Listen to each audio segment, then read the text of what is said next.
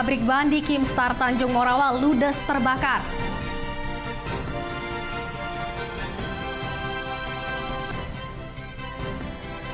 ...856 personil disiapkan untuk pengamanan kedatangan Raja dan Ratu Belanda ke Sumatera Utara.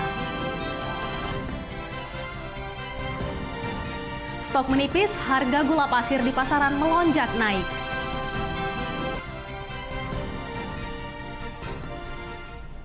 Halo pemirsa, senang sekali kami dapat hadir kembali di hadapan Anda dalam program Wajah Sumut edisi Kamis 12 Maret 2020.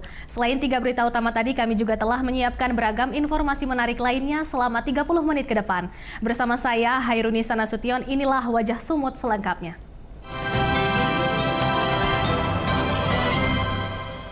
Pabrik vulkanisir ban di Jalan Pelita 3, kawasan industri Medan, Kimstar Tanjung Morawa, ludes terbakar pada Kamis pagi tadi. Tidak ada korban jiwa dalam kebakaran ini, namun kerugian ditaksir mencapai miliaran rupiah. Api mulai membakar sekitar pukul 4 dini hari tadi. Api dengan cepat membesar karena pabrik menyimpan bahan karet yang mudah terbakar. 3 unit gudang penyimpanan bahan karet ludes terbakar, sementara 1 unit mobil truk ikut terbakar.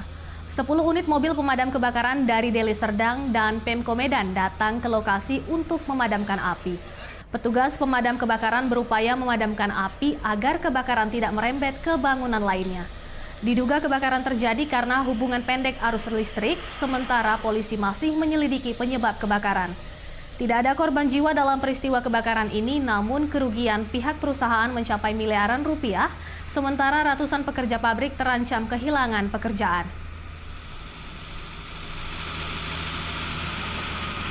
Ratusan petani menggelar aksi demo di kantor PT PN 2 terkait penolakan okupasi lahan seluas 2.000 hektar. Dalam aksinya, ratusan petani meminta Menteri BUMN segera mencopot direksi PT PN 2. Mendukung apa yang dilakukan oleh Aksi unjuk rasa dilakukan ratusan petani yang tergabung dalam komunitas petani di Kecamatan Patumbak 2, Deli Serdang. Mereka menolak okupasi lahan yang dilakukan pihak PT PN 2 atas lahan seluas 2.000 hektar yang digunakan untuk bercocok tanam. Mereka mengaku sudah 20 tahun menggunakan lahan tersebut dan memanfaatkan hasil bercocok tanam sebagai mata pencaharian. Atas okupasi lahan yang dilakukan pihak PT PN 2, ratusan petani meminta Menteri BUMN segera mencopot direksi PT PN 2 karena dianggap tidak adil bagi rakyat. Ratusan petani berencana akan mendatangi Badan Pertanahan Nasional guna memastikan kepemilikan yang sah atas lahan seluas 2.000 hektar tersebut.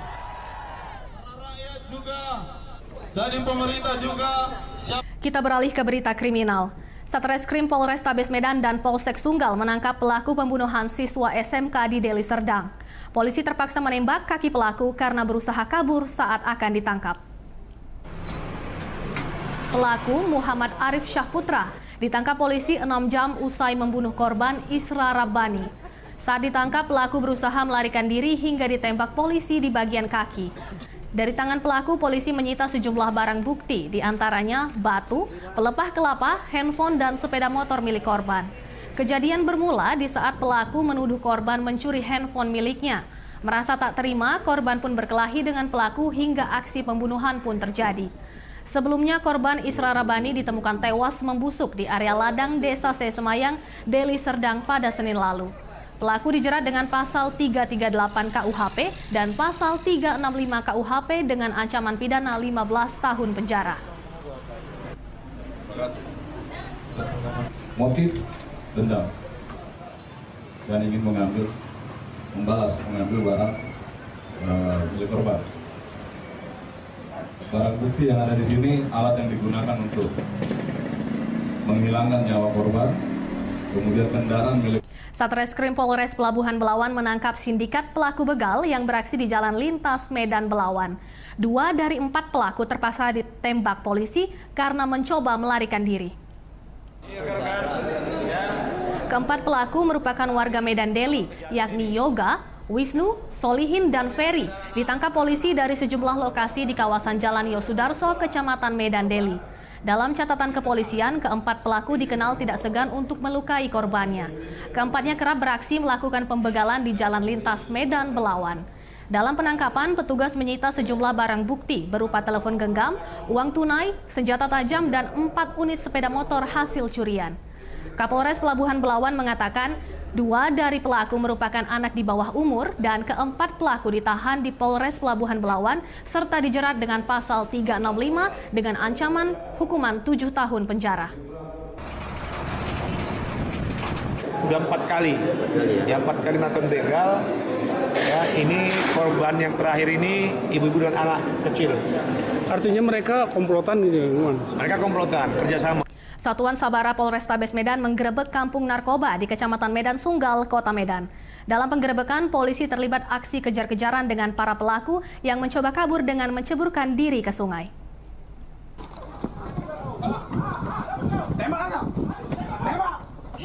Aksi kejar-kejaran terjadi antara polisi dengan para pelaku narkoba di kawasan Kecamatan Medan Sunggal, Kota Medan. Di mana lokasi tersebut merupakan kawasan padat penduduk yang sering dijadikan sebagai tempat transaksi narkoba. Polisi terpaksa melepaskan tembakan peringatan terhadap para pelaku yang berusaha kabur dengan cara menceburkan diri ke sungai. Dari hasil penangkapan, polisi mengamankan 13 pelaku, yakni pengedar dan pengguna narkoba, dan ditahan di Polrestabes Medan. Kasat Sabara Polrestabes Medan AKBP Sony Siregar menyebut pihaknya akan terus menggerebek kampung narkoba guna memberantas dan meminimalisir peredaran narkotika di Kota Medan.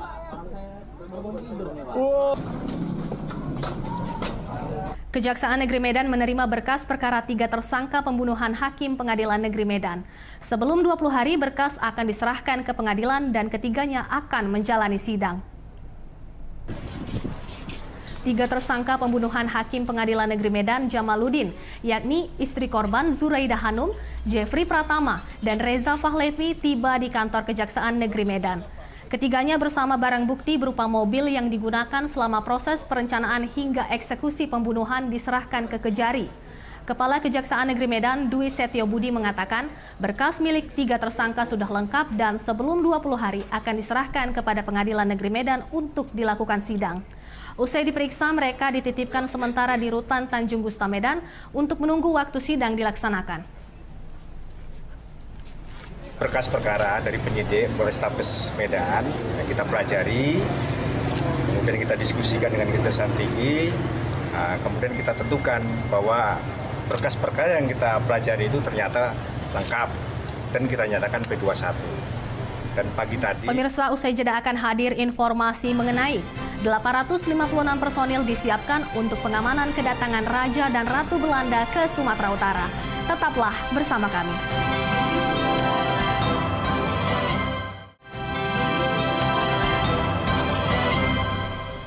Masih bersama kami di Wajah Sumut. 856 personil disiapkan untuk pengamanan kedatangan Raja dan Ratu Belanda ke Kabupaten Simalungun, Sumatera Utara. Pasukan disiagakan di Hotel Ina Parapat hingga Bandara Kuala Namu, Deli Serdang. Raja Belanda dan Ratu Belanda William Alexander dan Ratu Maxima dijadwalkan akan mengunjungi kawasan wisata Danau Toba pada Kamis hari ini. 3 kabupaten di Danau Toba yakni Kabupaten Toba, Kabupaten Samosir, dan Kabupaten Simalungun menjadi daerah yang akan dikunjungi. Kedua tamu kenegaraan juga datang membawa investor untuk berinvestasi di daerah wisata di Indonesia, didampingi Menteri Koordinator Kemaritiman Luhut Binsar Panjaitan dan Menteri Pariwisata Ekonomi Kreatif Wisnu Utama. 856 personil dikerahkan untuk pengamanan VVIP di Simalungun yang terdiri dari unsur TNI Polri, Dinas Perhubungan, dan Satpol PP. Personil akan disiagakan di Hotel Ina Parapat hingga Bandara Kuala Namu, Deli Serdang. Pasukan yang kita siapkan dari TNI itu gabungan, baik dari batalion, dari Korem, dari Kodim, termasuk dari Denpom, termasuk kita minta perkuatan dari batalion 100 Raider untuk penyelamatan. Mewaspadai penyebaran virus COVID-19, polisi lalu lintas membagikan masker bagi para pengguna jalan. Masker dibagikan petugas lalu lintas dalam razia rutin di Jalan Guru Patimpus, Medan. Masker hanya dibagikan bagi para pengemudi kendaraan yang mematuhi aturan lalu lintas dan memiliki surat kendaraan yang lengkap. Menurut Kasat Lantas Polrestabes Medan, selain melakukan penertiban lalu lintas, polisi juga melakukan fungsi sosial dengan mengingatkan masyarakat untuk menjaga kesehatan serta membagikan masker gratis. Pembagian masker sengaja dilakukan untuk menekan tingginya harga masker akibat kelangkaan. Pengendara mengaku senang dengan pembagian masker ini dan berharap program ini bisa terus berlanjut untuk menekan penyebaran virus COVID-19 atau corona. Orang nggak buat salah kok. Beragam langkah kesiapsiagaan dilakukan dalam mengantisipasi dan menanggulangi wabah virus COVID-19. 5 rumah sakit rujukan disiapkan di Sumut untuk penanganan virus corona. Salah satunya adalah RSUP Haji Adam Malik Medan yang menyiapkan 11 ruang isolasi khusus bagi pasien corona. Kesiapsiagaan RSUP Haji Adam Malik Medan dilakukan dengan menyediakan 11 ruangan isolasi khusus untuk penanganan COVID-19. Menurut Koordinator Penanganan Virus Corona, Tim Penere RSUP Haji Adam Malik Medan, Dr. Ade Rahmaini, Kementerian Kesehatan telah melakukan kunjungan dan berencana akan menambah 22 ruangan isolasi di RSUP Haji Adam Malik. Pembentukan tim medis penanganan corona juga sudah dilakukan dengan tim Pinere yang terdiri dari dokter, perawat, dan tim laboratorium yang berjumlah 20 orang. Hingga kini RSUP Haji Adam Malik Medan telah memeriksa 12 orang yang mengalami gejala pneumonia dan belum ada pasien suspek corona yang ditangani. Sebelumnya Kementerian Kesehatan menyampaikan ada 5 rumah sakit rujukan di Sumatera Utara yang terdiri dari 1 rumah sakit umum pusat dan 4 rumah sakit daerah di Sumatera Utara. Untuk ruang isolasi, kita yang saat ini memang tersedia 11 ruang isolasi, yang masing-masing 1 bed, jadi ada 11 bed. Nah, kemarin kebetulan kita sudah divisitasi oleh Kementerian Kesehatan waktu Sabtu kemarin, jadi mungkin akan ada penambahan 22 ruang isolasi lagi yang Sejumlah tokoh agama, pengurus gereja dan pendeta yang tergabung dalam Badan Kerjasama Antar Gereja atau BKAG menggelar seminar kerukunan antar umat beragama. Seminar dilaksanakan untuk menjaga tali silaturahmi dan kondusivitas bangsa serta mendoakan Indonesia agar terbebas dari ancaman virus COVID-19 atau virus corona. Seminar kerukunan antar umat beragama digelar di salah satu hotel di Jalan Krakatau, Kota Medan. Para pendeta dan tokoh agama Kristen memanjatkan doa, memohon virus corona atau COVID-19 yang masuk ke Indonesia tidak meluas dan segera bisa ditanggulangi. Mereka juga berdoa untuk pasien yang positif COVID-19 di seluruh dunia agar diberikan kesembuhan. Menurut Sekretaris Umum Badan Kerjasama Antar Gereja atau BKAG Kota Medan, Stephen Komenit mengatakan doa bersama digelar dengan harapan agar virus COVID-19 bisa ditanggulangi dan tidak menyebar di tanah air. Virus corona ini bukan sebenarnya satu ancaman bagi kita dalam kebersamaan dan hidup bergereja. Oleh sebab itu, kami melihat bahwa karena Allah kita, Tuhan Yesus Kristus itu adalah maha dahsyat, kami panjatkan doa kepadanya. Pasca merebaknya COVID-19, produk buah asal luar negeri langka di sejumlah pasar di Kota Tebing Tinggi. Ini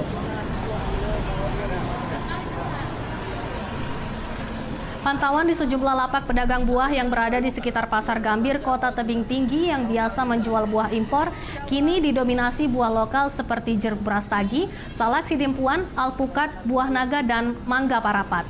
Menurut para pedagang, kelangkaan buah impor sudah terjadi selama sebulan terakhir semenjak merebaknya wabah virus corona. Buah-buahan lokal pun kini diburu konsumen. Akibatnya, harga buah lokal naik hingga 50% dibanding biasanya. Jeruk brastagi misalnya dari harga normal Rp15.000 per kilo, kini naik menjadi Rp25.000 per kilo. Sedangkan salak sidimpuan yang biasanya dijual Rp10.000 per kilo, kini menjadi Rp15.000 per kilo.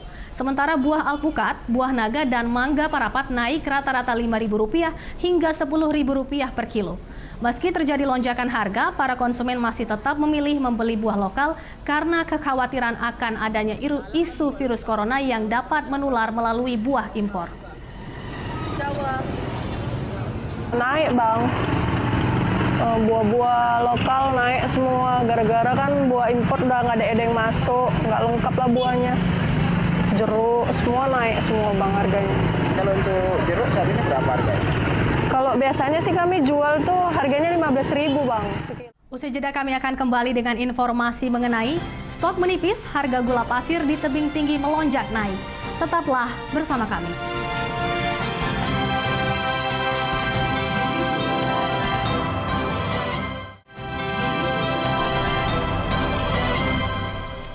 Kembali lagi di Wajah Sumut. Harga gula pasir di sejumlah pasar di Kota Tebing Tinggi mengalami lonjakan hampir 20%. Lonjakan harga diduga karena stok gula pasir mulai menipis. Di Pasar Gambir, Kota Tebing Tinggi, gula pasir dijual pada kisaran harga Rp16.000 hingga Rp16.500 per kilogram atau naik sekitar Rp2.000 per kilogram. Para pedagang mengaku terpaksa menaikkan harga gula pasir karena harga tebus di tingkat distributor juga naik.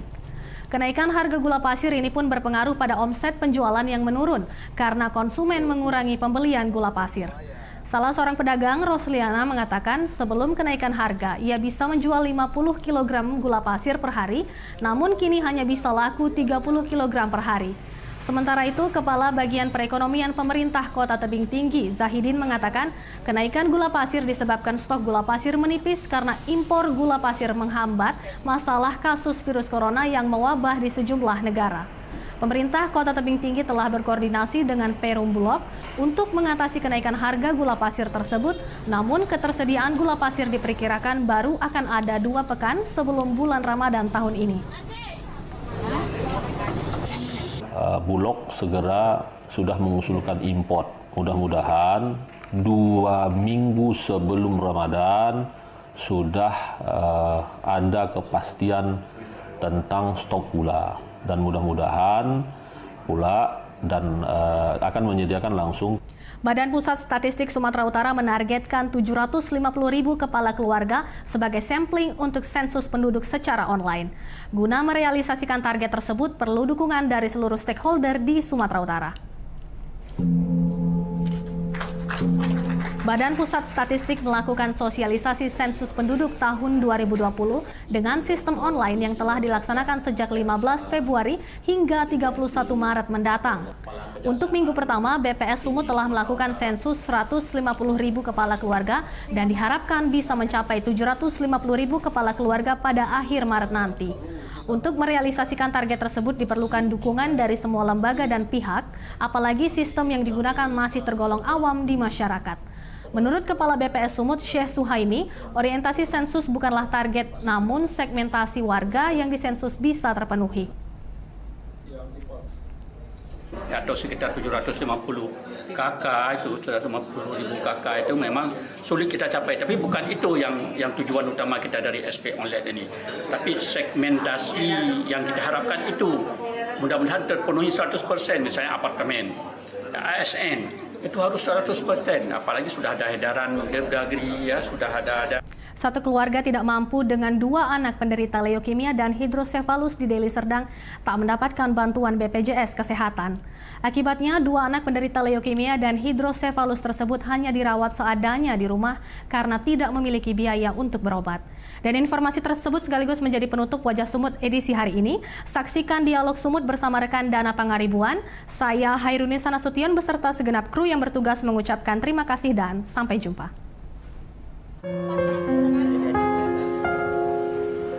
Dua kakak beradik penderita leukemia dan hidrosefalus tinggal di Kecamatan Deli Tua, Kabupaten Deli Serdang. Keduanya adalah Abidzar Giandra, usia 2 tahun menderita penyakit kanker darah atau leukemia. Dan adiknya Amnar Giandra, berusia 6 bulan, penderita hidrosefalus dan hernia. Orang tua 2 anak tersebut, Budi Satriawan dan Yuni, tidak mampu membawa keduanya ke rumah sakit untuk pengobatan karena alasan ekonomi. Meski keduanya telah terdaftar sebagai peserta BPJS Kesehatan, namun sudah lama menunggak sehingga tidak bisa mendapatkan pelayanan kesehatan. Ya, saya sebagai warga perwira ya minta yang terbaik lah, cuman anak saya bisa segera kontrol. Udah, ini kita awasi dia terus ya. Tapi sudah pernah dibawa berobat? Udah. Tapi masalah askesnya itu yang agak sulit. Udah ini lagi kita Udah kita alihkan ke PB. Kemarin masih mandiri berarti Kak? Iya, semalam itu masih mandiri. Berarti terkendala karena pembayar iurannya? Ya, itu juga masalah kan anak saya ada 2. Camat Deli Tua yang mengetahui kondisi keluarga tersebut lalu membantu pengurusan penerima bantuan iuran BPJS Kesehatan. Ini kebetulan ini warga kita ini dulu dia pakai BPJS Mandiri. Itu ada bayaran-bayaran, akhirnya tertunggak dan tidak bisa lagi difungsikan. Jadi kita pemerintah ambil inisiatif karena tidak ada lagi penggantian BPJS yang baru. Ini mesti dulu kita setorkan tunggakan yang BPJS, sekarang lagi kita proses beralih ke PBI. Diharapkan 2 anak pasangan yang hidup dalam garis kemiskinan bisa mendapatkan pengobatan dan fasilitas kesehatan sehingga bisa sembuh dan beraktivitas. Dari Deli Serdang, Ahmad Afriansyah, Metro TV.